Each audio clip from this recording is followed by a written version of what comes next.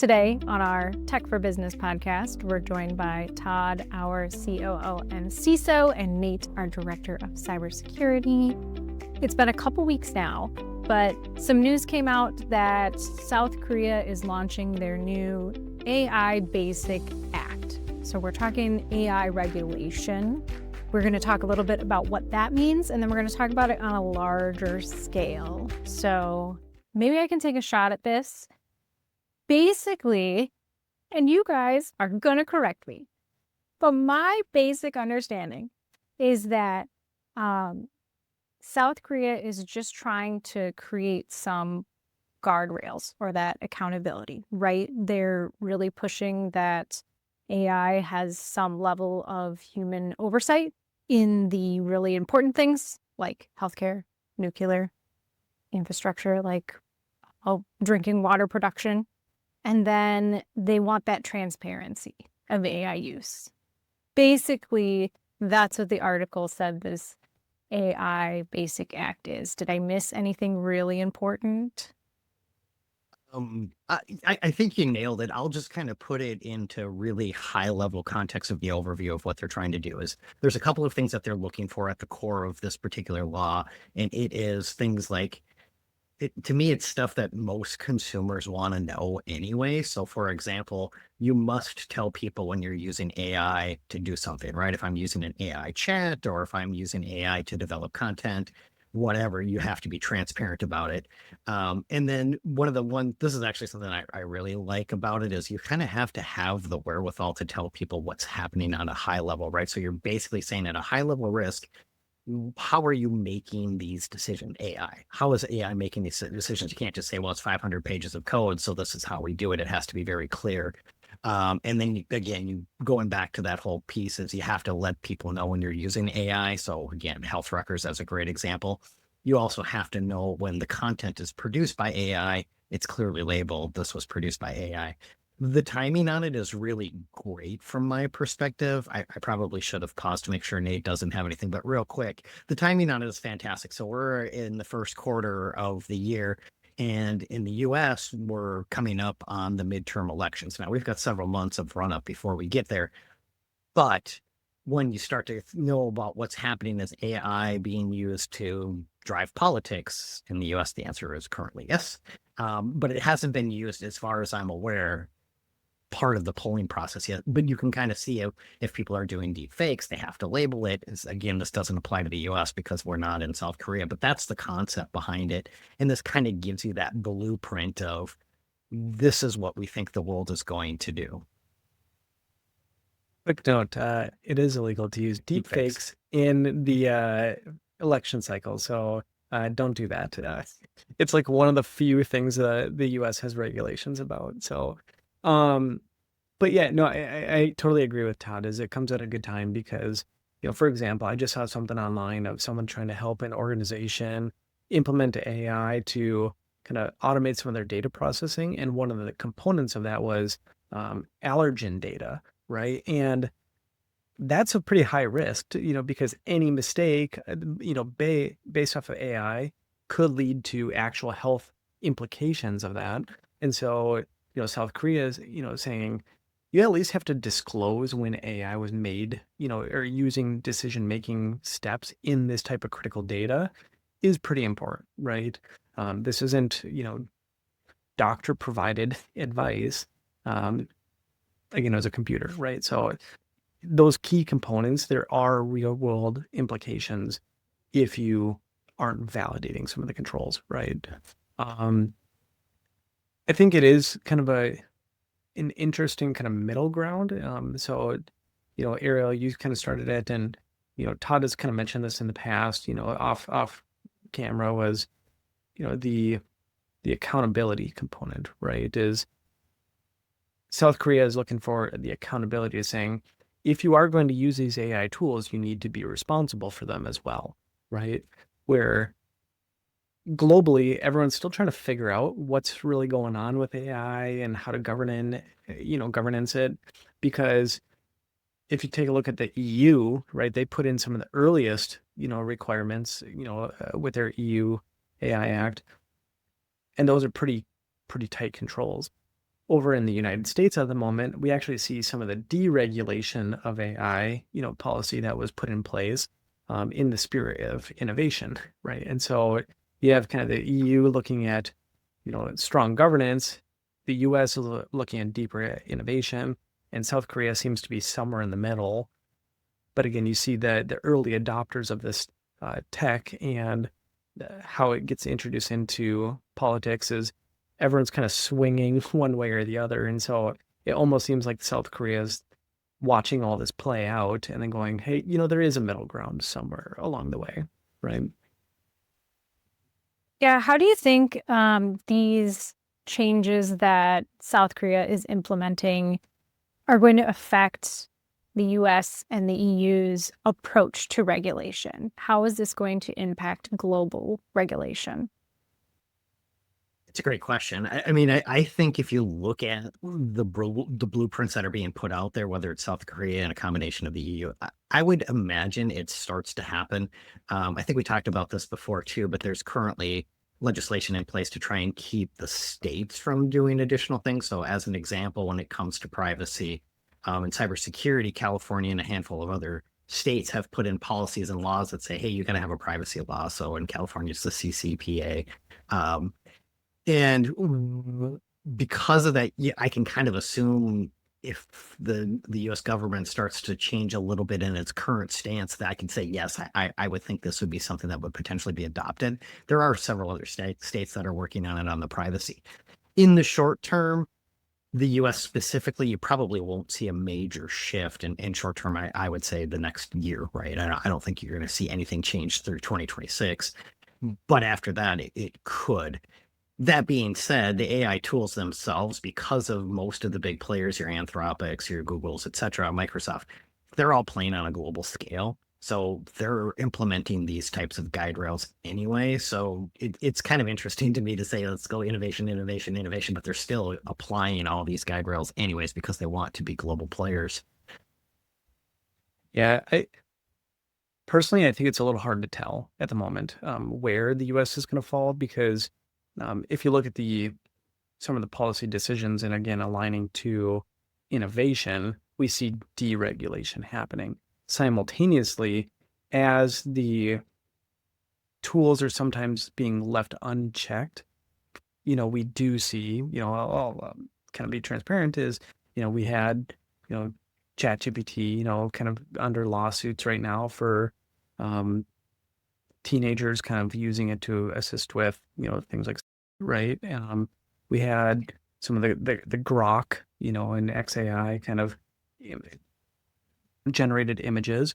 And so these are deeply concerning things that put additional scrutiny on the tools, which then requires additional legislation, right? And so you kind of see them trying to find their own balance at the moment between you can't be totally innovative because now you're doing things that you shouldn't be doing, while simultaneously not trying to stifle the innovation along the way, right? So it's really interesting. I think most of the innovation is going into more of the product component at the moment is, how can we better inject AI into things like, our cars and, other components like that, smart tech. And that's where we see some of the deregulation happening. But the content being generated is what's under scrutiny. Yeah, I was going to ask, kind of going back to that, being a player on a global scale, how this is going to impact some compliance. Do you think it's going to be more difficult? Do you think that it's not really going to impact businesses? At the moment, I would say it's probably going to have relatively little impact on it. So just again, going back to this particular law from South Korea is they're fine on it as more of a, when you're talking about the Googles and whatnot, it's more like a warning shot. So just to kind of put it into context, it's like $20,000. So it's not like it's a huge pressure for them to comply, whereas the EU is very heavy in the regulatory and it's got big hefty fines that go with it. So you're talking millions and millions of dollars that end up going into it, which Google and several others have gone through already. But I mean, again, I think from my perspective, when we look at seeing what's happening, to me, a lot of the stuff just to me kind of, I hate using this phrase, but it just kind of makes sense. And by that, I mean, there's certain things that you need to be able to do. So I kind of alluded to it before too, but if you're doing something illegal or hypothetically a bank is trying to do a loan, if AI is assisting with that, it can't just be as simple, you've been declined your loan because AI said so. You have to be able to say, the algorithm that AI is using is your loan to debt ratio, and it looks like X, Y, and Z. It has to be completely transparent, and you have to be able to explain it. So, from that perspective, those things I think are great, but is it a major shift in the way businesses happen today? I don't think so. I think currently in the manual process, that's really happening today. So, it's not a massive shift left or right. It's just things that you would expect as AI is helping that you can actually be very clear about explaining what it is, where it's going, and so forth. I was kind of trying to figure out how I wanted to articulate it, but it really, the way it's kind of written is saying you have the right to know. And that's kind of the way that it's put together. And so again, I don't think it's a major shift for most businesses, but I do think it's important to kind of see how it's evolving. Yeah, I guess the thing that I was thinking of was, the Todd was kind of mentioning financial services and, loans and whatnot. And the financial services is one of the most regulated industries in the nation here, right? And so I was just talking to a bank recently about their social media presence and kind of the requirements for that. And, we have it's called the Regulation Z. It's like the Truth in Lending Act, which is basically why on any commercial or social media posts, you see, the member FDIC and kind of the disclaimers down at the bottom, and they always have to be disclosed if you're providing kind of some of the trigger words, right? Is 0% financing and all that type of stuff. Long term, we could see that with marketing and AI generated content is this is AI generated and here's a little disclaimer. However, that really only applies to things like the financial services, which is the most regulated, right? We don't see the same thing across other industries. So unless there's the governing body to that, like, the FIC in the financial services space, I don't see that happening anytime soon. And it takes significant time to put in these oversight, organizations. So I would think that we're not going to see any type of regulation in the next 5 years, right? When it comes to that truth in AI usage. Yeah, I mean, things could change. I tend to agree with where you're going with it, but the rapid evolution of AI over the last 6 months has been staggering from my perspective. And because of that, I can see. I mean, Nate, you made some great examples of stuff that's happened real recently that are threats to what the American population wants to see or doesn't want to see in some cases. So there will be bits and pieces that I think will naturally pop up. But again, kind of going back to this one operationally, a lot of things that you're talking about are, Nate mentioned the watermarking concept. I think it's a big deal. I don't think you'll see it here. To Nate's point is I don't think you're going to see it in the banking industry that says this has to be watermarked or something like that. But one of the things I could see happening is, this is probably no surprise, but with AI getting jammed into everything, I do think that shadow AI concept, and this is part of this bill too, law, is that you need to be able to identify all of your basically your AI inventory, if you will. Where is it? What's it doing? What kind of decisions are making? I have a friend of mine who works for one of the very large banks in the US, and that's one of the big things that they're driving after is, because AI is in every tool they purchase, they have to know what is it doing or what are the guardrails that are in place anyway. So there are people that are taking it seriously today. And again, I could see that expanding a little bit. Are we there yet? No. Is it going to take 5 years? That one probably not. So that's what I mean. It's going to kind of trickle a little bit. The explainability thing too, I do think that at some point is going to be something where people are just going to expect it. And so because they're already doing it, I would imagine that'll start to get adopted pretty quickly. I think I mentioned this in other podcasts too, is there's the conversations about the AI vegans and how they don't want it and whatnot. So if that's true, then you will have to go out of your way to start saying this has used AI, et cetera. I think you can still see it, but it'll be interesting to see how that evolves and how that changes over the next couple of years, that you'll have to explain it a little bit better. Do articles like this change your internal conversations around AI as two people who are actively implementing AI in your business and helping others with it? Is this changing those conversations, or is it still just too far out to impact that? I think to a degree, yes. So for example, again, we're in a tech business, right? And CIT, we use AI, right?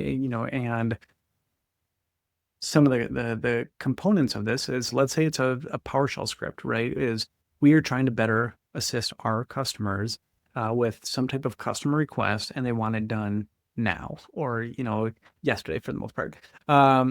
Well, how do we rapidly develop something that's custom to meet their needs to resolve their business problem, right? We have PowerShell people here that are wicked smart at PowerShell. It takes a lot of time to build a very comprehensive PowerShell script.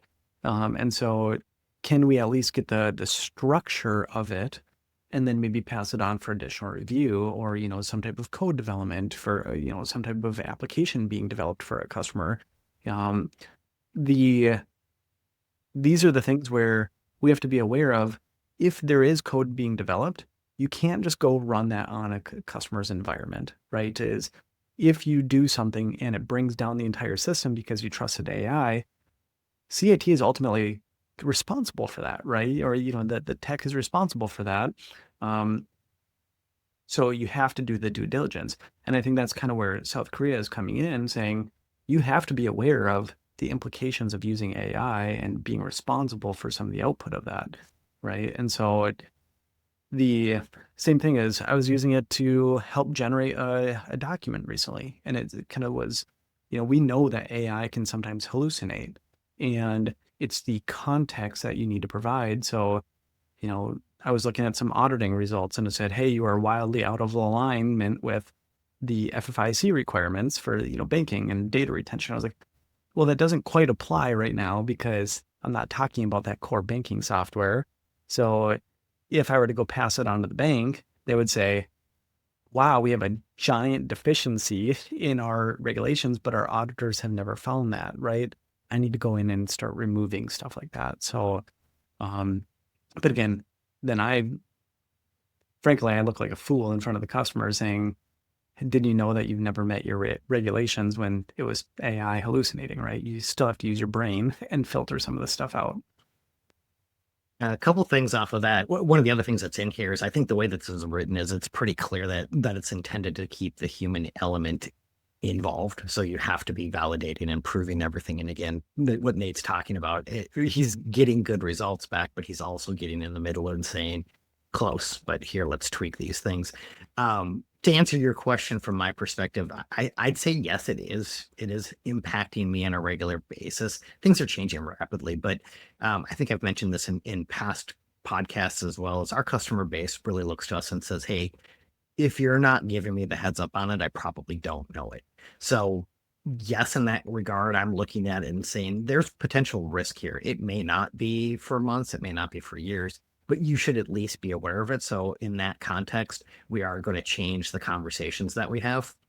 Internally, I think it's true too. I think Nate covered it pretty well, but things from a leadership perspective, as we're starting to do more and more adoption of it, understanding me as a leader going, are we going to implement that? Are we not? Am I going to shift? Whatever the case may be, I am going to want to have the insights of, well, what did you do? How'd you do it?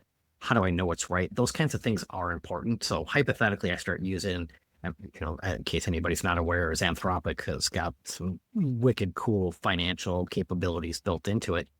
But if I don't fully understand how it's coming up with the numbers that it's doing when it's dumping information into Excel, that's not going to do any good for me. I'm just looking at it and going, boy, I hope that's right, instead of knowing how did it get there? How did it validate it? All that stuff is important. So the answer for me is yes, twofold. So hopefully that answered the question. Yeah. And I think just one of the key components, which again aligns to South Korea, is aligning the human element back into this and saying there are key steps or, key decisions that you would say, we cannot have the AI make that final decision, right? That always requires human input to validate and confirm. So I'll pick on Todd's, right? Is if you were just to say, here's the financial statements that we're going to release to the SEC for a public company, right? You probably don't want AI just to do the financial analysis and say, yep, we're good to go, right? And then because now you have all the SEC requirements and, investor relations you have to maintain, right? Is maybe use it to analyze your internal thoughts and, changes. But, again, use an actual CPA to put all that final stuff together. Is there anything else we did not cover that you guys feel really important, really strongly on about this topic? Yeah, we'll see where it goes. I mean, again, the EU, they put in their regulations. It's still not fully into effect, right? This is introduced. We'll see how long it takes for them to, kind of put all this into effect and see, the ramifications and the penalties that come out of it. Todd had mentioned that this is kind of a warning shot of start planning for, responsible use.